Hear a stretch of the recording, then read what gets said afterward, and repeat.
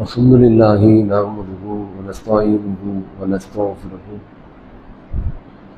ونعوذ بالله من شرور أنفسنا ومن سيئات أعمالنا من يهده الله فلا مضل له ومن يضلل فلا هادي له وأشهد أن لا إله إلا الله وحده لا شريك له وأشهد أن محمدا عبده ورسوله أما بعد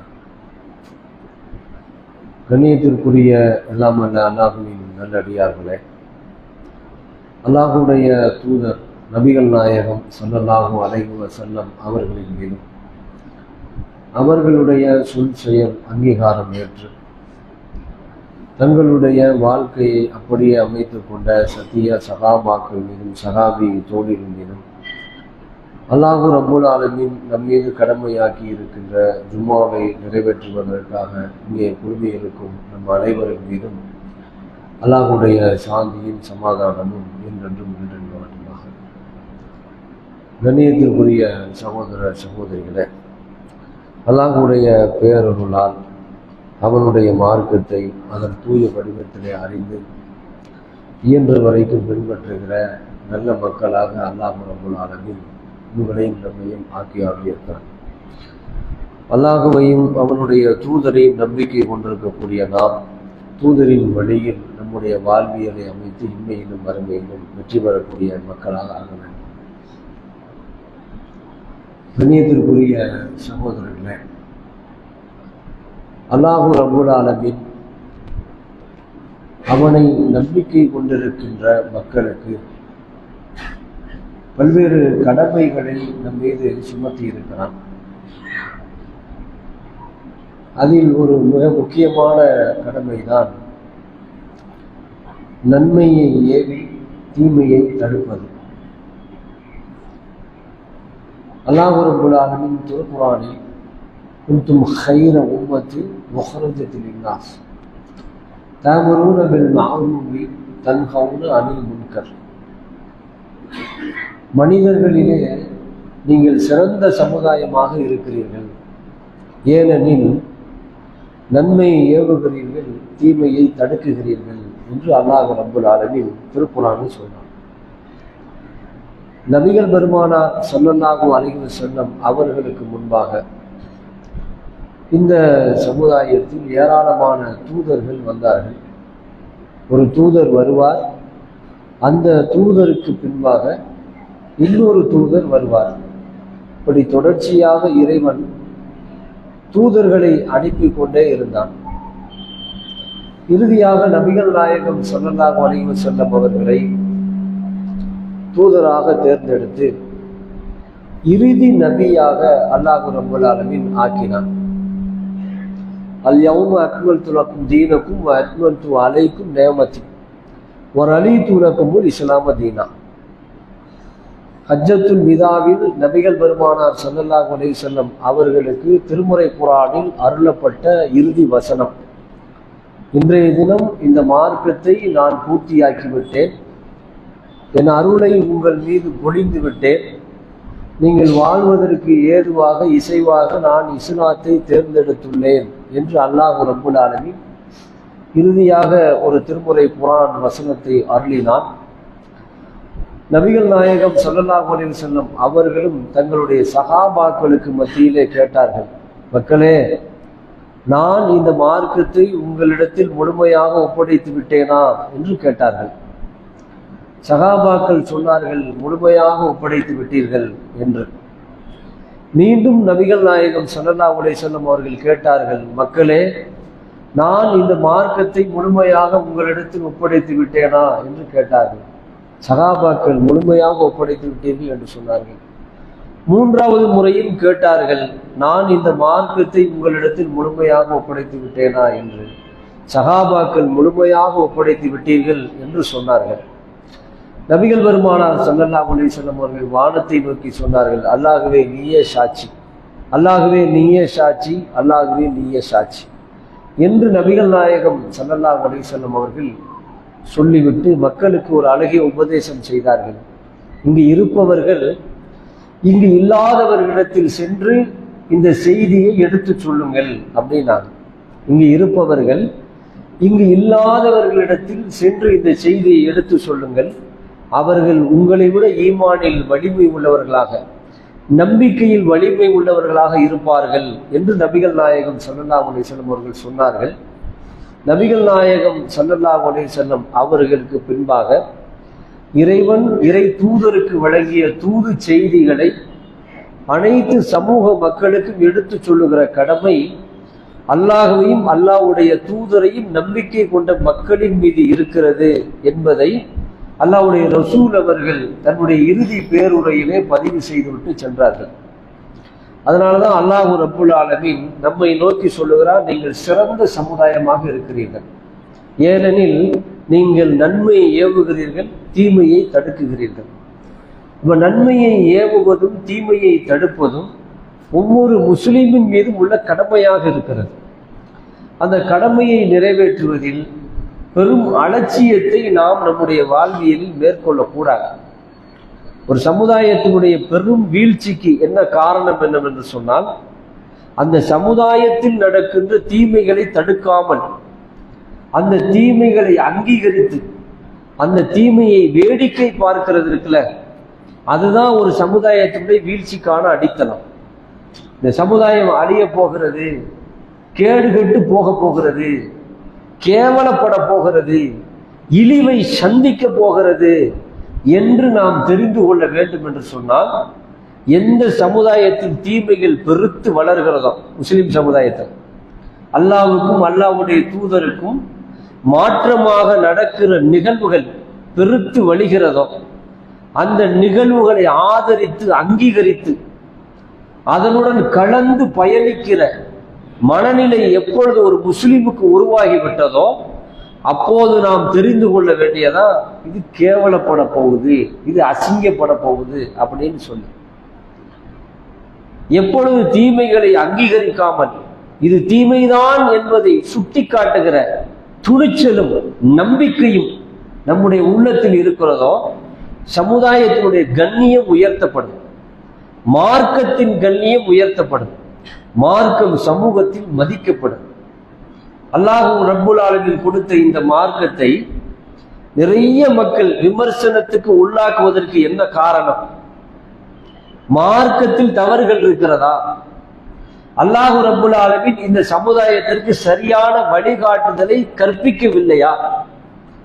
இறைமறை வேதத்தை கொடுத்து இறை தூதரை தேர்ந்தெடுத்து இந்த மார்க்கத்தின் பிரகாரம் எவ்வாறு வாழ வேண்டும் என்பதை வழிகாட்டி தருவதற்காக அல்லாஹ்வுடைய ரசூல் அவர்கள் தன்னுடைய வாழ்நாள் முழுவதையும் செலவு செய்து வாழ்ந்து காட்டினார்களே, அந்த மார்க்கத்தின் குறை இருக்கிறதா? யாராலும் சொல்ல முடியுமா? சொல்ல முடியாது. ஆனால் இன்றைக்கு உலகம் முழுவதும் இஸ்லாம் விமர்சிக்கப்படுகிற மார்க்கமாக இருக்கிறது. அவர்கள் இஸ்லாத்தை விமர்சிக்கிறார்கள் என்பதற்கு அடிப்படை காரணம் என்னன்னா, இஸ்லாமியர்கள் இஸ்லாத்தை பின்பற்றாத காரணத்தினால்தான். இஸ்லாமியர்கள் இஸ்லாத்தை பின்பற்றாத காரணத்தினால்தான் இஸ்லாத்தை மிக எளிமையாக எள்ளி நகையாடுகிறார்கள். அவர்களுக்கு முறையான பதிலளிக்க முடியாமல் முகத்தை திருப்பி கொண்டு வெட்கி தலை குனிந்து வாழ்ந்து கொண்டிருக்கிறோம் என்பதுதான் யதார்த்தமான உண்மை. எங்கள் மதங்களை நீங்கள் குறை சொல்லுகிறீர்கள், எங்கள் கடவுள்களை நீங்கள் குறை சொல்லுகிறீர்கள், உங்கள் மார்க்கத்தில் நீங்கள் கரெக்டா கேட்கிறான். நீங்க கரெக்டா இருக்கீங்களா? உங்கள் இறைவன் சொன்ன மாதிரி நீங்க இருக்கிறீங்களா? உங்கள் இறை தூதர் சொன்ன மாதிரி இருக்கிறீங்களா? உங்க சமுதாயத்தில் என்ன தீமை இல்லை? என்ன தீமை இல்லை? சிறுக்கு இல்லையா? வட்டி இல்லையா? வரதட்சணை இல்லையா? விபச்சாரம் இல்லையா? திருட்டு இல்லையா? கொலை இல்லையா? கொள்ளை இல்லையா? அமானித மோசடி இல்லையா? அடுத்தவர் பொருளுக்கு ஆசைப்படலையா? கற்பை சூறையாடலையா? என்ன இல்லை? விமர்சிக்கிறான், எள்ளி நகையாடுகிறான். காரணம் என்ன? நன்மையை ஏவி தீமையை தடுக்குகிற அந்த பணிகளில் நமக்குள் ஏற்பட்ட அலட்சி. நபிகள் நாயகம் ஸல்லல்லாஹு அலைஹி வஸல்லம் அவர்கள் சொன்னார்கள், ஒரு மூமின் இன்னொரு மூமினுக்கு கண்ணாடியை போன்று அப்படின்னாங்க. கண்ணாடி பொய் சொல்லாது. கண்ணாடி பொய் சொல்லாது, உண்மையை பேசும். கண்ணாடி எப்பவுமே தலை களைந்திருந்தால் அது அப்படியே காட்டும். முகத்தில் கரும்புள்ளி குத்தப்பட்டிருந்தால் அது அப்படியே காட்டும். முகத்தில் சேதாரம் இருந்தால் அதை அப்படியே காட்டும். கண்ணாடி பொய் சொல்லாது. ஒரு மூமின் இன்னொரு மூமினுக்கு கண்ணாடியை போன்று ஒரு மூமின் இன்னொரு மூமினிடத்தில் இருக்கிற உண்மையை பிரதிபலிக்க வேண்டும். அவனை போய் நாம சொன்னா நம்மளை திருப்பி அவன் சொல்லுவான், நமக்கு எதுக்கு? அவனிடத்தில் ஒரு தீமையை கண்டித்தால் நாம் அந்த தீமையின் அடிப்படையில் வாழ முடியாது, நமக்கு எதற்கு? ஏண்டா நீ வரதட்சணை கல்யாணத்துக்கு போற அப்படின்னு கேட்டா நம்மளை போக விட மாட்டான். நீ போற, அவனை கேட்பானே, நாம போகாம இருப்பானே. கொள்கை பிடிப்பு, மார்க்க பிடிப்பு. ஏப்பா வட்டிக்கு வாங்குற அப்படின்னு கேட்டா நீ வாங்கலையா கேட்பான். இது எதுக்கு நம்ம போய் சொல்லுவானே, நம்ம வாங்காம இருப்பானே. இதற்கு பெயர் இஸ்லாம். நம்ம கிட்ட இருக்கிற இஸ்லாம். இஸ்லாத்துல இதெல்லாம் இல்லை, மார்க்கத்துல இல்லை. ஏதா அந்நிய பெண்களை பார்க்கிற அப்படின்னு கேட்டா நீ பார்க்கலையா? திமுகவும் அதிமுகவும் சட்டமன்றத்தில் சண்டையிடுவதை போன்று சமுதாயத்தினுடைய கோட்பாடுகள், கொள்கைகள் வளர்ந்து போயிருக்கிறத பார்க்கணும். தீமைகளை அங்கீகரிக்க மனம் பழகிவிட்டது, தீமைகளை ஆதரிக்க மனம் பழகிவிட்டது. நாமளும் போய்த்தான் சேருவோமே என்று எண்ணமும் தோன்றிவிட்டது. தௌஹீத் தூர தள்ளி வைக்கப்பட்டது. என்ன கொள்கை பிடிப்பு, என்ன கொள்கை பிடிப்பு! ரோசம் தலைக்கு மேல இருக்கு. அல்லாஹ்வுடைய ரசூலை எவனாவது நாட்டின் மீது பழி போட்டு பேசினால், பள்ளியின் மீது நாட்டை போட்டு பேசினால் அறுக்க துணிவே. ரோசம் இருக்கு. ரசூலுல்லாஹ்வுடைய வாழ்வியல், ரசூல் ஸல்லல்லாஹு அலைஹி வஸல்லம் வாழ்வியல் இல்லை. ஆனா ரசூலுல்லாஹ்வை யாரும் சொல்லிடக்கூடாது. சொன்னவனை என்ன செய்து விட்டார்கள்? ஒன்றுமே. என் தூதரை நீ அப்படி சொல்லுகிறாயா? என் தூதர்களில் நான் இருக்கிறேன் பார் சொல்லுகிற அளவுக்கு வாழ்வியல் இல்லை. எவ்வளவு பெரிய பலவீனம்! காரணம் என்ன? நன்மையை ஏவி தீமையை தடுத்த. இந்த வார்த்தையை சொன்னவன கூட தெரிஞ்சிருக்கும் நிறைய பேருக்கு. இன்னைக்கு தாவா பணியை பத்தி பேச போறாரு அப்படிதானே, ஒரு பிக்சட். அந்த டைட்டில் சொன்னவன என்ன ஆயிரும்னா, இன்னைக்கு தாவா பணியை பத்தி, கல்யாணம் வரதட்சணையை பத்தி, இது வட்டியை பத்தி டைட்டில சொன்னவன தீர்மானிச்சுறது. ஒரே தூக்கம் போடுறான். தெரிஞ்சு போச்சு இது சம்பந்தமா ஒரு மேட்டர்லாம் நமக்கு தெரியும்.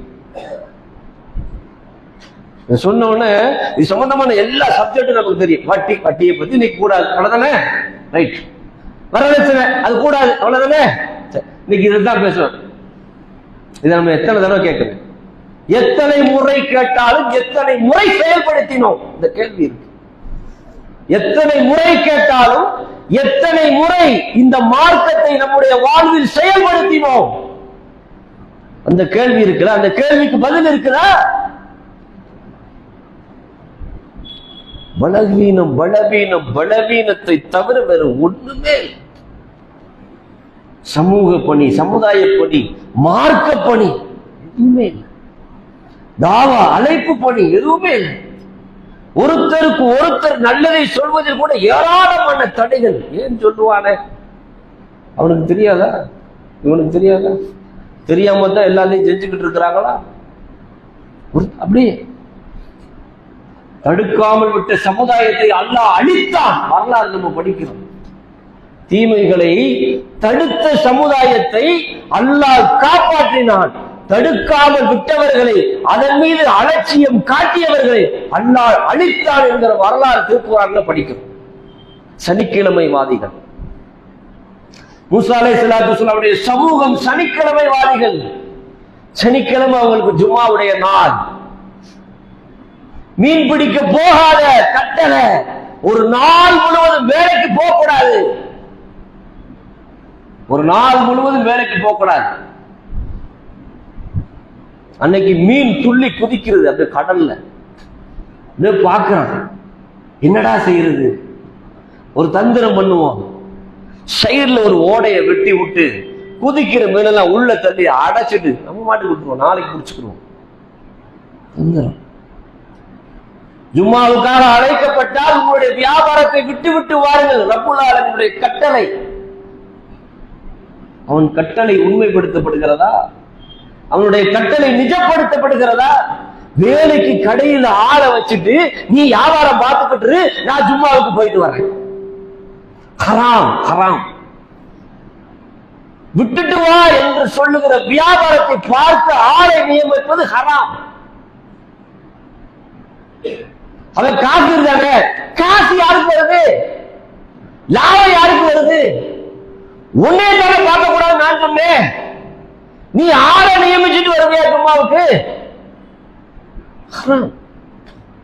இறை கட்டளை நிஜப்படுத்தப்படவில்லை. தந்திரம் செய்தார்கள், தந்திரம் செய்கிறார்கள்.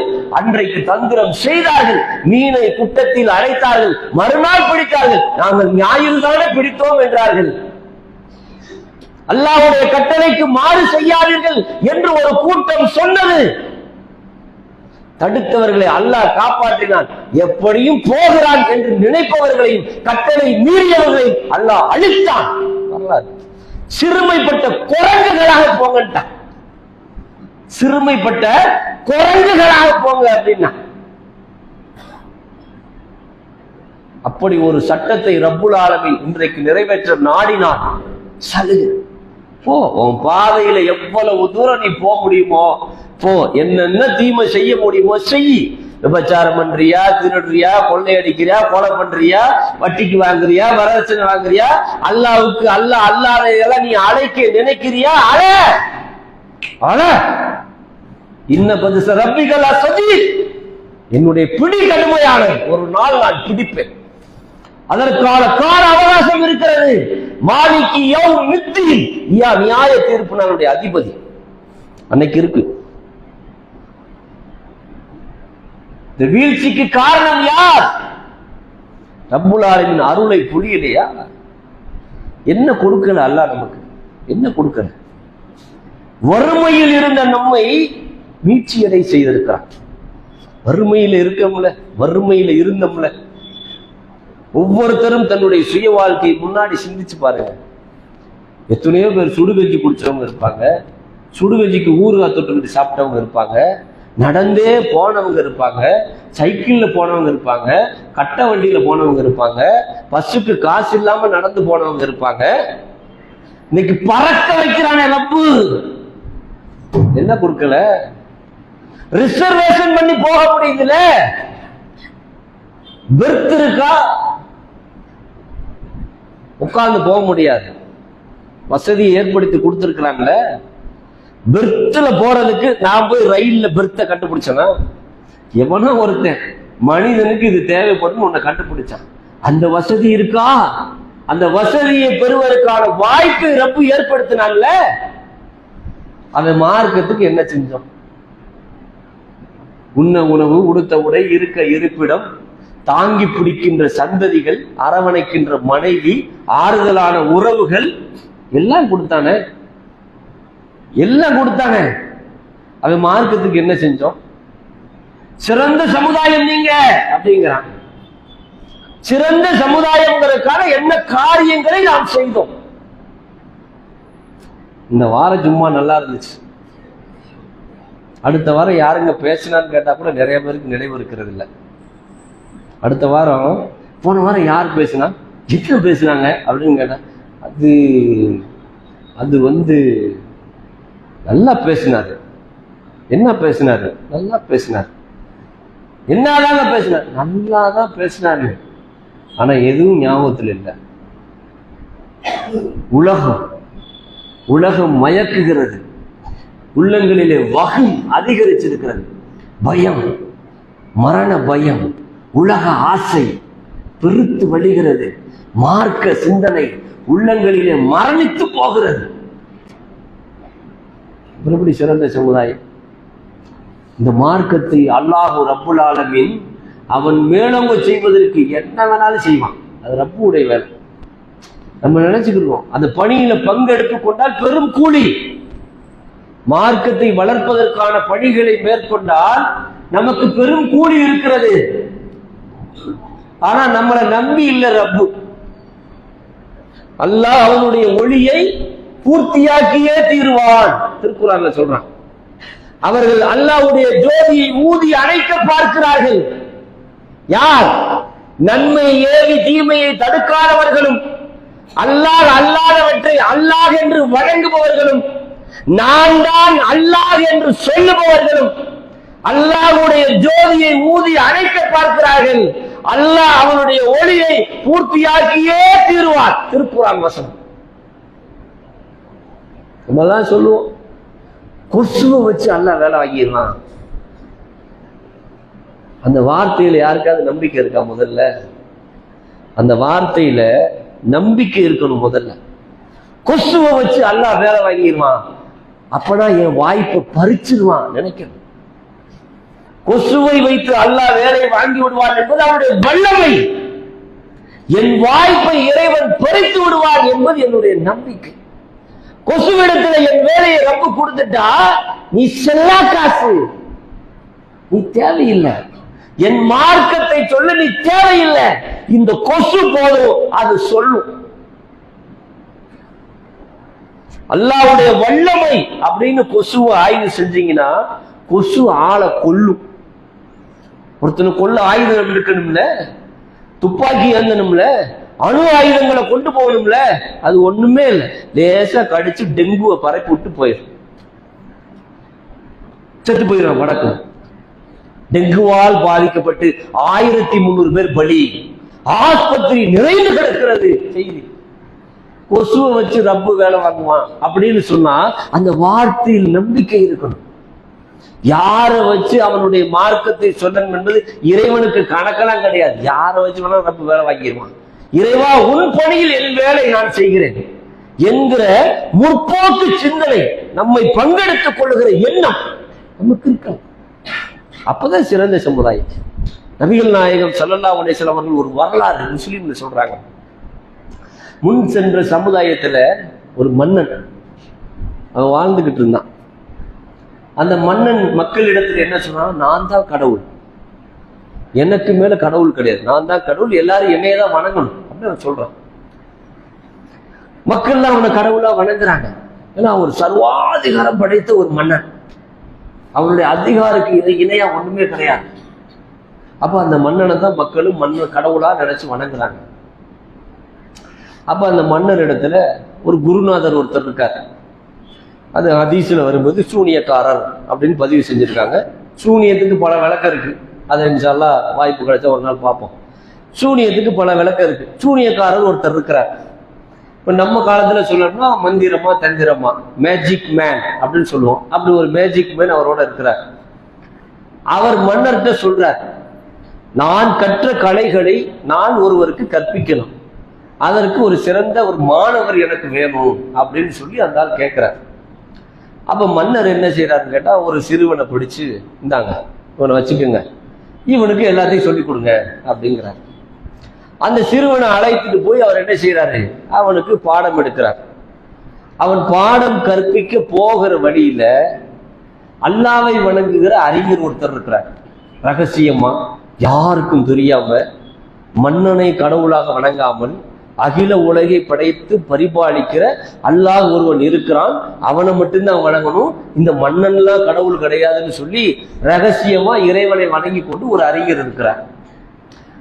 அவன் பாடம் கற்க போகும்போது இவரை கடந்துதான் போகணும். அப்ப இவர் என்ன செய்யறாரு, அவனை பிடிச்சி இழுத்து உட்கார வச்சு இங்க வா அப்படின்னு சொல்லி இவர் ஒரு பாடத்தை எடுக்கிறார். இவன் ஒரே நேரத்துல 2 இடத்துல பாடம் படிக்கிறான்.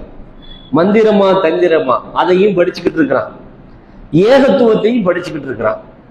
இவர் அல்லாஹ்வுக்கு தான் எல்லா ஆற்றல் இருக்கு அப்படின்னு சொல்லி கொடுக்கிறார். அவன் எனக்கு எல்லா ஆற்றல் இருக்கு, அதை நீ கத்துக்க அப்படின்னு அவன் சொல்லி கொடுக்கிறான். இந்த 2 பாடங்களையும் படித்து கொண்டே இருக்கிறார். 2 பாடம் படிக்கும் பொழுது ஏதோ ஒரு இடத்துக்கு போறதுக்கு நேரம் தாமதமாகுது, வீட்டுக்கு போக தாமதமாகுது, அல்லது அந்த குருநாதர்கிட்ட படிக்க போற நேரம் தாமதமாகுது. அப்ப இந்த அறிஞர் சொல்றார், தாமதமானதற்கு காரணத்தை கேட்டால் நான் ஒருவன் இருக்கேன் என்று சொல்லாத, நான் இங்க இருந்து வர்றதுக்கு அங்க லேட் ஆயிருது, அங்க இருந்து இங்க போறதுக்கு லேட் ஆயிருது அப்படின்னு சொல்லி சமாளிச்சுது. நான் ஒரு ஆள் இருக்கேன், நீ சொல்லிடாத அப்படின்னு ஒரு சொல்றாரு. இதை இப்படியே சொல்லி அந்த பையன் படித்து கொண்டே இருக்கிறான். ஒரு நாள் ஊருக்குள்ள ஒரு பெரிய மிருகம் வந்துருச்சு. மக்கள் எல்லாம் அல்லோகலப்பட்டு மிரண்டு ஓடிக்கொண்டிருக்கிறாங்க. ஓடிக்கொண்ட நேரத்துல இவன் ஒரு தெரு முனையில நின்று கொண்டு அந்த வேடிக்கை பார்க்கிறான். பார்த்து அந்த நேரத்தில் அவன் சொல்லுகிறான், நான் படித்த பாடத்தை இந்த நேரத்துல என்ன செஞ்சிட வேண்டியதான், பயிற்சிக்கு விட்டுற வேண்டியதான் அப்படின்னு சொல்லி இந்த மிருகம் இறைவனுடைய திருப்பெயரால் செத்து விழட்டும் அப்படிங்கிறான். தப்புன்னு செத்து போச்சு. செத்து போனவன அல்லாஹ் அவனை வச்சு சில அற்புதங்களை நிகழ்த்துகிறான். பார்வையற்றவர்களுக்கு பார்வை கொடுக்குறான், தொழுநோயாளிகளை குணப்படுத்துறான். இந்த காரியத்தெல்லாம் அவன் செஞ்சுக்கிட்டு இருக்கிறான். மக்கள் பூரா இவன் பக்கம் போறாங்க, ஆலோசனை கேட்கிறாங்க, மருத்துவம் கேட்கிறாங்க. இந்த செய்தி அப்படியே பரவி பரவி பரவி பரவி மன்னரவைக்கு போது. மன்னரை இருக்கிற ஒரு அமைச்சருக்கு கண்ணு தெரியாதவன் இருக்கிறான். கண்ணு தெரியாத அந்த அமைச்சர் என்ன செய்யறாங்க கேட்டா, இந்த தகவலை அறிந்து கொண்டு நேர அந்த சிறுவனிடத்துல வந்து, எனக்கு கண்ணு தெரியல, நீ கண்ணு தெரியாதவங்களுக்கு எல்லாம் பார்வை கொடுக்குறியாமல, நீ பார்வை கொடு அப்படின்னு அவங்க கேட்கும் பொழுது, நான் பார்வை கொடுக்கல, அல்லாஹ் தான் பார்வையை கொடுக்கறான், நீ அவனை ஏற்றுக்கொள், அவனை நம்பு, அவன்கிட்ட பிரார்த்தனை செய், நான் உனக்காக பிரார்த்தனை செய்யறேன், அல்லாஹ் பார்வையை தருவான் அப்படின்னு அந்த சிறுவன் சொல்றான். சொன்ன உடனே அவன் அல்லாஹ்வை ஏற்கிறான், பிரார்த்தனை செய்யறான். இவனும் பிரார்த்தனை செய்யறான். அந்த ஆளுக்கு பார்வை கிடைச்சிருது. மறுநாள் கண்ணு தெரிஞ்ச மணிக்கு போய் அமைச்சர்கள் உட்காந்துருக்கிறான். இப்படி பார்த்து பார்த்து பேசும்போது மன்னர் பார்க்கிறாரு, உனக்கு கண் தெரியாது எப்படி தெரிஞ்சு? இல்லை, இந்த மாதிரி ஒரு சிறுவன் இருக்கிறான், அவன் தான் பார்வையெல்லாம் அல்லாஹ்வுடைய புறத்தில் இருந்து கிடைக்கிறது அப்படின்னு சொல்லி எனக்கு பார்வையை பெற்றுக் கொடுத்தான் அப்படின்னு சொல்ல, கூப்பிடுங்க அப்படின்னோடனே அந்த சிறுவனை கூப்பிட்டு கேட்டா, பரவாயில்லையே, பார்த்த உடனே மன்னருக்கு அடையாளம் தெரியுது, நம்ம படிக்க ஆரம்பிச்ச பையன் இந்த பையன், பரவாயில்லையே, நான் படிக்க ஆரம்பிச்சு மக்களுக்கு இவ்வளவு நல்ல காரியங்களை நீ பண்ணிக்கிட்டு இருக்கிறியா அப்படிங்கிற. சிறுவன், குலாம்னு சொல்லுவாங்க அரபில, குலாம்னா சிறுவன். அப்ப அந்த சிறுவன் சொன்ன உடனே அப்ப அந்த சிறுவன் சொல்றான், சர்வாதிகாரம் படைத்த மன்னனை பார்த்து பேசுகிறான், நான் குணமாக்கல, அகில உலகை படைத்து பரிபாலிக்கிறான் ரப்பு, அவன் தான் குணமாக்குறான், அவன் தான் பார்வையை கொடுக்கிறான், அவன் தான் நோயை குணமாக்குகிறான், நீ கடவுள் கிடையாது, நீ அல்லாஹ் கிடையாது, செத்தான் மன்னன். அந்த சராசரமும் அவன் ஆளுகைக்கு கீழே இருக்கிற அனைத்தும் அவனை கண்டு முறையுகிறது. சிறுவன் எதிர்த்து நின்றான், நீ அல்லாஹ் கிடையாது, அல்லாஹ் ஒருத்தர் இருக்கிறான். எப்படி ரப்பு வேலை வாங்குறான் பாத்தீங்களா? முஸ்லீம்ல வரக்கூடிய ஹதீஸ் 1732, வாய்ப்பு இருந்தா படிச்சு பாருங்க. சிறுவன் அந்த மன்னனை எதிர்த்து பேசுகிறான். மன்னன் மிரண்டான், அரண்டான், நான் கடவுள் கிடையாது, எல்லா அதிகாரம் என்னிடத்தில் இருக்கிறது. இந்த சிறுவனை அழைச்சிட்டு போங்க ஒரு மலைமுகட்டுக்கு, உச்சி மலைமுகட்டுக்கு அழைத்து செல்லுங்கள், தள்ளி விடுவேன் என்று சொல்லுங்கள், என்னை ஏற்றுக்கொண்டால் விடுதலை செய்வேன் என்று சொல்லுங்கள் அப்படிங்க. மேல மகளை முகட்டுக்கு அழைச்சிட்டு போறான், அங்க நிறுத்தி வைக்கிறான். மன்னனை ஏற்கிறியா மறுக்கிறியா? மன்னனை மறுக்கிறேன், அல்லாஹ்வை ஏற்கிறேன்.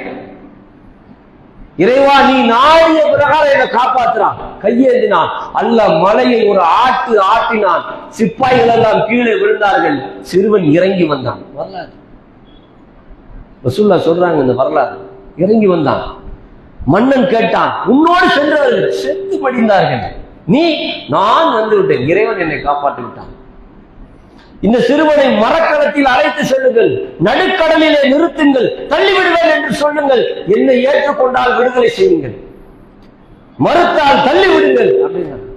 மரக்களத்தில் அழைத்து செல்கிறார்கள், நடுக்கடலிலே நிறுத்துகிறார்கள், கேட்கிறார்கள், மன்னனை கடவுளாக ஏற்கிறியா மறுக்கிறியா?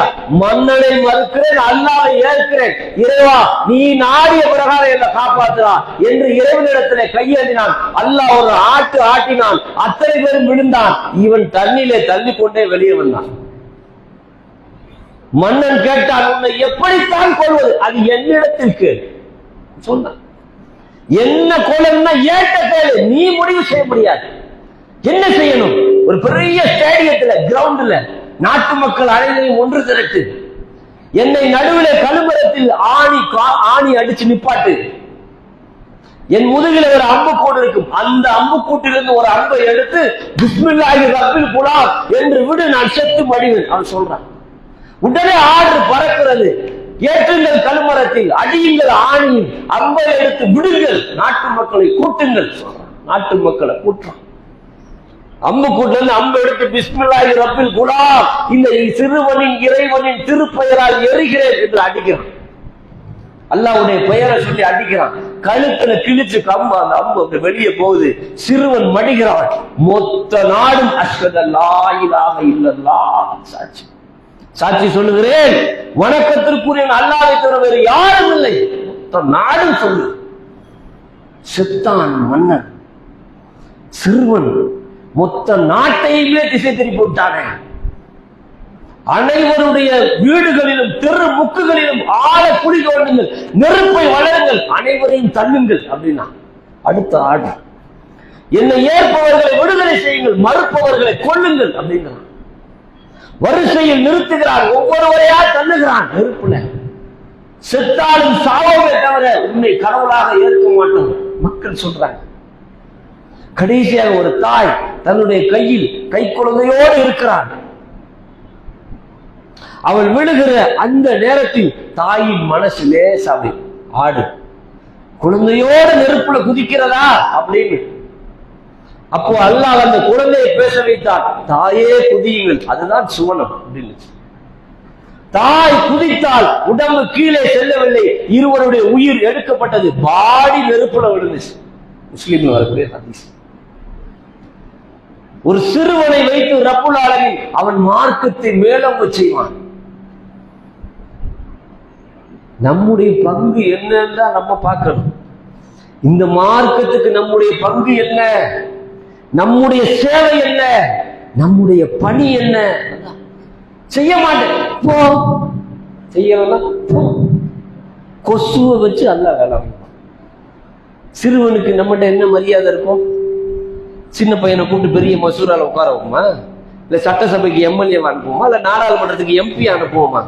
அவனுக்கு என்ன கொசு தானே நம்ம பார்வையில. போட சின்ன பையன் அனுப்பி விளையாடுற அதானே. அந்த சின்ன பையனை ரப்பு வச்சு அவன் மார்க்கத்தை மேலங்க செய்வான் வரலாறு.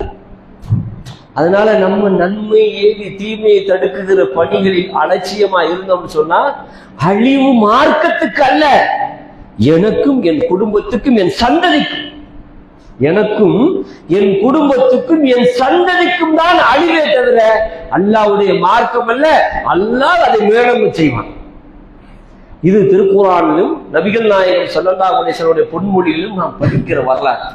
அப்ப இதையெல்லாம் அறிந்து கொண்டு எதை கேட்டோமோ கேட்டதன் அடிப்படையில் செயல்பட்டு நம்முடைய வாழ்வியல் அமைத்துக் கொள்ள வேண்டும். அப்படிப்பட்ட நல்ல மக்களாக அல்லாஹ் ரப்புல் ஆலமீன் உங்களையும் நம்மையும் ஆக்கி அருள் புரிவானாக என்று கூறி என்னுடைய முதல் உரையை நிறைவு செய்கிறேன்.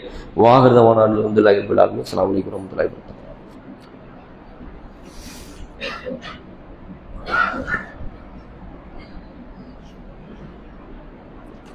அல்ஹம்துலில்லாஹ்.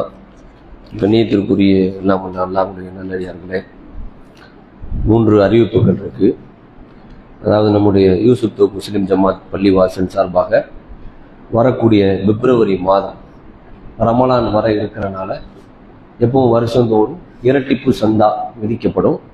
அதனால இரட்டிப்பு சந்தா மோதினார் வசூல் பண்ணுவாங்க, அவங்கள்ட்ட கொடுத்து ரசீது பெற்றிருக்காங்க.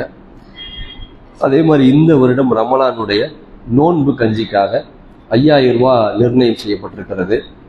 விலைவாசியெல்லாம் உயர்ந்திருக்கிற இந்த காலத்திலும் கூட ஒரே தொகையை தான் நம்ம என்ன செய்கிறோம், தொடர்ச்சியாக பதிவு பண்ணிகிட்டே வர்றோம். போன வருஷமும் 5000 ரூபா தான் போட்டிருந்தோம்னு நினைக்கிறேன். இந்த வருஷம் அதை விட கடுமையான விலை உயர்வு எல்லாருக்குமே தெரியும். எண்ணெய் விலை எந்த அளவுக்கு ஏறி இருக்குது, தேங்காய் எண்ணெய் விலை எந்த அளவுக்கு ஏறி இருக்குது, பால் விலை எந்த அளவுக்கு உயர்ந்திருக்கு, டால்டா விலை எல்லாமே எந்த அளவுக்கு உயர்ந்து தெரிஞ்சது நமக்கு தெரியும்.